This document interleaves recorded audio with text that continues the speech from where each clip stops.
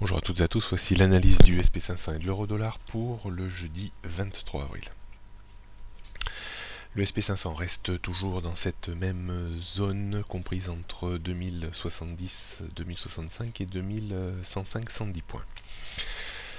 J'ai pris le biais depuis quelques semaines de vous parler de mouvement de distribution avant peut-être de voir un SP500 entamer de nouveau une rechute en direction de 2030 points, voire peut-être plus bas. Une sérieuse bataille donc est en train d'intervenir sur cette zone vraiment pivot 2105-2110. On pourrait presque y voir une structure en tête et épaule inversée ces 15 derniers jours avec une ligne de coup vers 2105 et une tête basse vers 2065 points, ce qui pourrait militer, contrairement à ce que je vous ai jusqu'à présent dit, par une sortie par le haut. Donc le match va être vraiment très intéressant. Cette situation reste indécise, même si j'ai un petit peu de mal à projeter le SP500 beaucoup plus haut que les niveaux actuels.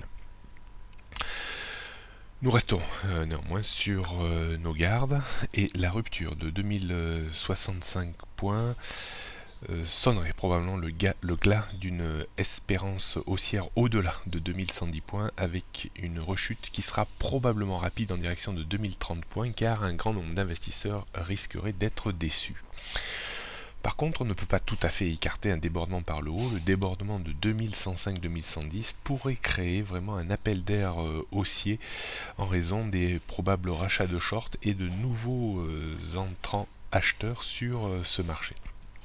Vraiment, la situation reste un petit peu indécise et il va être vraiment intéressant de voir de quel côté va pencher la balance. Du côté de l'euro-dollar, calme relativement plat dans une zone de trading range au sens large entre 1,05 et 1,1050 et peut-être qui est en train de se raccourcir au sens strict entre 1,0650 et 1,0850 pour le moment. Pas grand chose à faire sur la parité sur les niveaux de prix actuels. Donc 1,0850, 1,09, 1,1050, 1,11, 1,1260 sont les résistances, supports, 1,0650, 1,06, 1,05, 1,0460